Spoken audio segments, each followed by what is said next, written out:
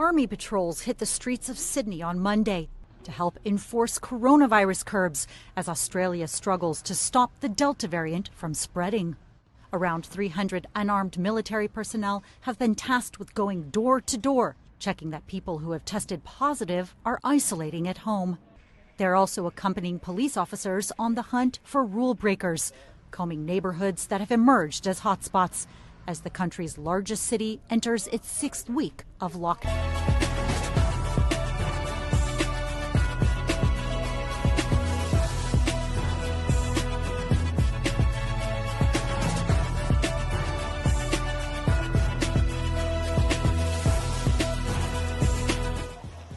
Well, take a few steps back and I'll get you to come to the door for me. All right, thank you.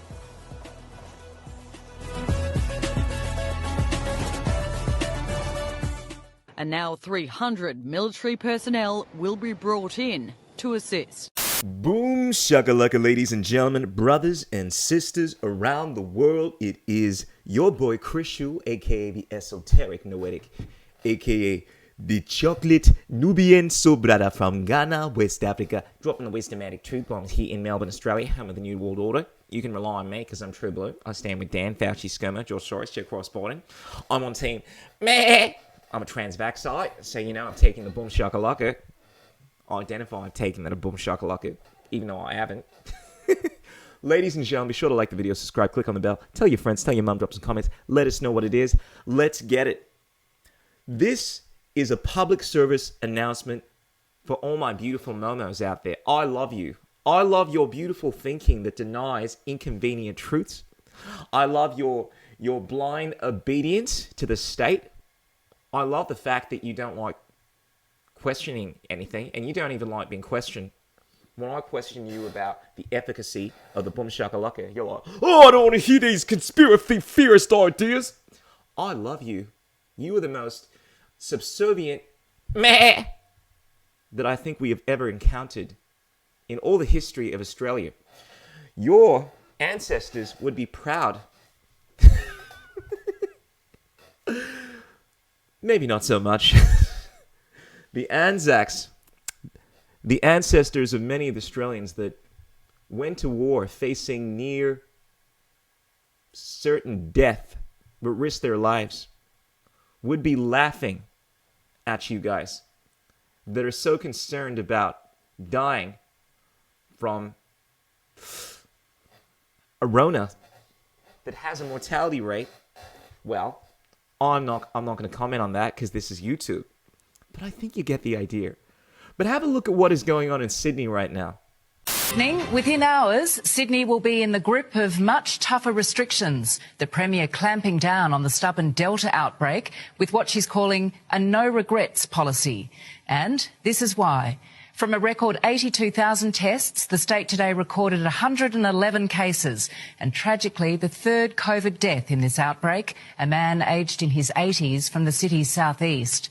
Across Greater Sydney, retail shops will now close. A small list of essential stores can remain open. Construction sites across the city shut down. And from midnight tonight, 110 suburbs across Liverpool, Fairfield and Canterbury Bankstown will be sealed shut. That's 900,000 residents who can't leave their area, even for work. Almost 1 million people have been locked down. 1 million people. They've done over 80,000 tests. About 80,000 tests. And they found a handful of people that have the Rona and have had, what, a small amount of deaths? I think it was like 1 death. Oh! I mean, seriously, this is how you know that people are living in some kind of alternate reality. I mean, clearly you were aware that people die, right? Clearly you're aware that people, before this entire thing started happening, people were dying from many, many different illnesses. We had mortality rates that were sometimes in the thousands from the flu, objectively, right? But we didn't have any of these restrictions. And now we are seeing these restrictions. We're locking down 1 million people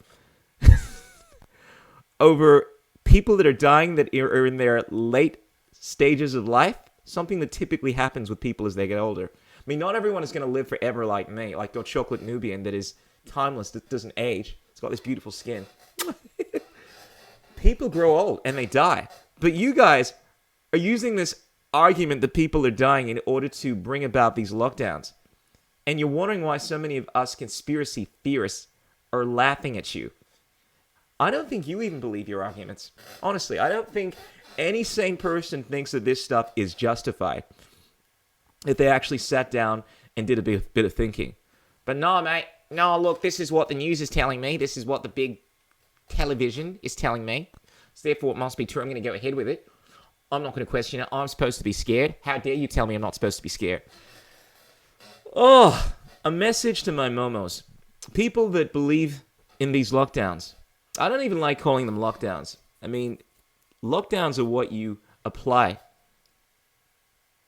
for criminals, right? I am not a criminal. But I'll tell you who is a criminal. It's Scott Morrison, ScoMo, Daniel Andrews, Joe Biden, Fauci. These are people that are actively violating your unalienable rights. They are violating the law, the fundamental law of the land. These people are absolutely immoral. And what they're doing is unequivocally unlawful. But because so many momos are in support of it, they're able to get away with it.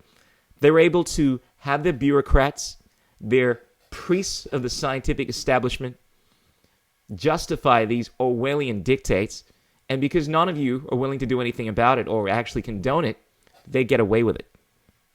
These are the criminals are the police officers that are essentially coercing people. These momos that think there is no distinction between arresting someone that is actively committing a crime like burglaring or killing someone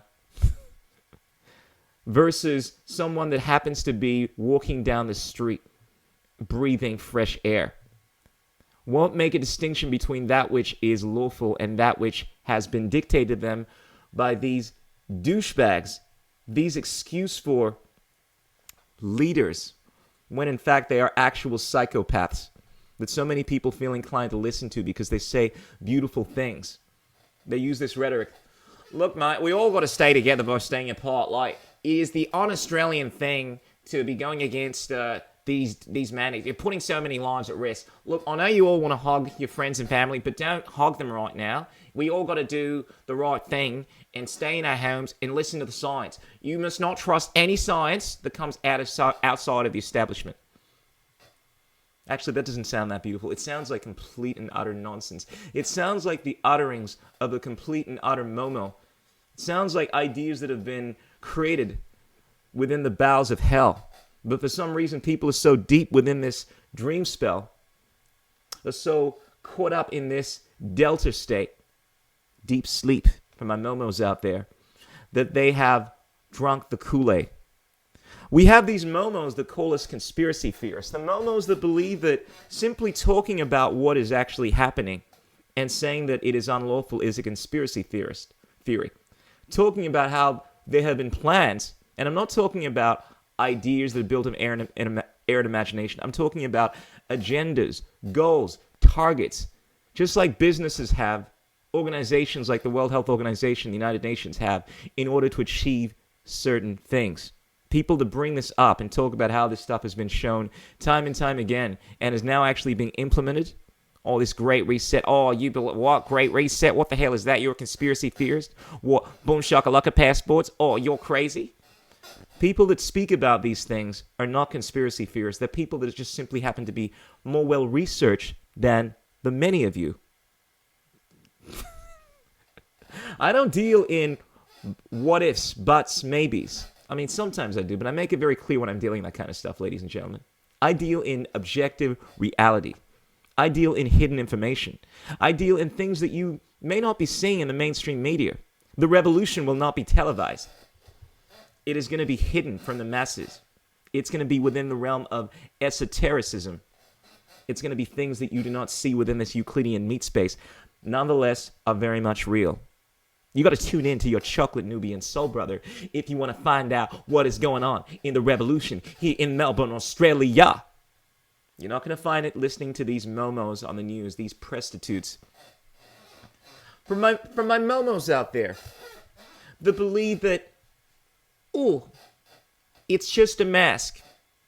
It's just a bit of contact tracing. It's just a QR code. These are all stages in bringing about the boom shakalaka. And I have been saying this from day one. I first started, my first video on mandatory boom shakalakas was because I was concerned about what was happening to my father, who was in aged care facility, to the fact that he may have to be coerced to undergo a boom shakalaka. And I could see that this stuff was going to be implemented. It was being implemented, but it was clear that this stuff was going to be implemented. Of course, I didn't say that because I'm no conspiracy theorist. But even when it became abundantly clear that this stuff was on the verge of being implemented, people would still deny this. People would still deny the fact that masks were essentially going to bring about more restrictions, which they obviously have. More testing, more QR codes needing to be implemented in businesses, violating the individual rights of businesses and people all around the world. This is not a conspiracy theorist. But you momos out there have accepted every single stage, thinking that this is how you get back to freedom. Acquiescing to the dictates of rulers is no way to get your freedom back. You don't capitulate to your abusers. When people are trying to rape you, you don't stick your bum out and say, "Oh, please rape me, please. Please, just rape me this one more time, and then leave me be." You say, "I'm going to rape you back." Actually, don't say that. That wouldn't be very nice. But you say, "Hell no." But so many people are still playing this game where they think they're going to get their freedoms back by going along with their abusers. We are in our 6th lockdown here in Melbourne, Australia.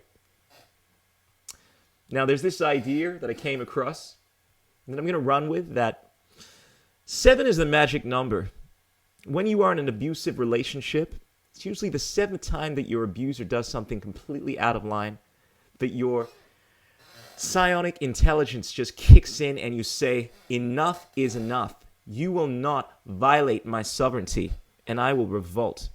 I will say nay to tyranny. I have a choice in the matter, and I will not allow you to be an Orwellian piece of shite." And I think we are soon approaching this. We are soon approaching the point where all you true blue Aussies out there are going to wake up to your true blue Aussie spirit. And this goes to my Canadians. This goes to my Americans, my Americanas. This goes to my people in Africa. You are strong. They know what's up. I'm telling you. They know what's up. They ain't buying into this shit. Ladies and gentlemen, freaks and geeks. And they tell you that this stuff is not mandatory. We're still playing this game. Oh, look, mate. The boom shakalaka is not mandatory. It's not mandatory like taxes, like driver's licenses. And it's interesting how we saw this come about. There was a time when taxation was not compulsory, was not mandatory. It was just a one-off thing. Oh, look, we got to implement this taxation because we got a war going on, and look, we're gonna need some monies in order to protect you. It's for your safety. And then before you know it, around the world, it starts being implemented on a mandatory level. And now, if you don't pay your taxes because you don't want to support this military-industrial complex, because you don't want to fund these boom shakalaka companies that are essentially, well, I think you get the idea. Now you're behaving like a criminal, and we're going to lock you up. And this is what we are going to see happening, I would imagine, to the boom shakalaka. Make no mistake about it. It's already been implemented right now. It's not mandatory. You have a choice. But if you don't, well, we're going to lock you up. You have a choice. Yeah, mate, you have a choice. It doesn't work like that, ladies and gentlemen. Choice needs to be choice free from aggression, free from the initiation of force or fraud. We all have a choice, ladies and gentlemen, but the distinction is that there are some people that are trying to take away our choice through force by violating our rights. People think this is some kind of airy-fairy game where they can say you have a choice by putting a gun to your head and telling you that, oh, look, you still have a choice. Not making a distinction between actual violence, actual criminal behavior, which is what the government is implementing on a daily basis. And so many of the momos out there want to buy into this narrative saying, oh, look, you have a choice. And look, if you don't comply, you can't be part of society. You have a choice not to be part of society. You fucking momo. Ladies and gentlemen, freaks and geeks, share this message to all the momos out there. Tell them that your chocolate Nubian soul brother is calling them out on their bullshit, but loves them. He loves momos. All the momos, subscribe to this channel. Check us out if you want to hear what is going down in M-Town and all around the world. Check out the links below. Support us. Buy us a coffee if you are feeling this message. And remember that there are more and more people waking up every single day. You cannot hide three things for long. The sun, say it with me, the sun, the moon, and the wisdomatic truth bombs of the chocolate Nubian soul brother. Ow!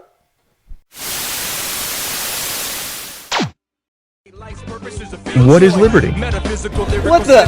Who says you can't build muscle on a vegan diet? What's it like being a hottie in the vegan community? There are no political solutions, only technological ones. The economics of the system don't allow multiple competing systems to survive. Engineering, technology, these arts of humanity, they are magic.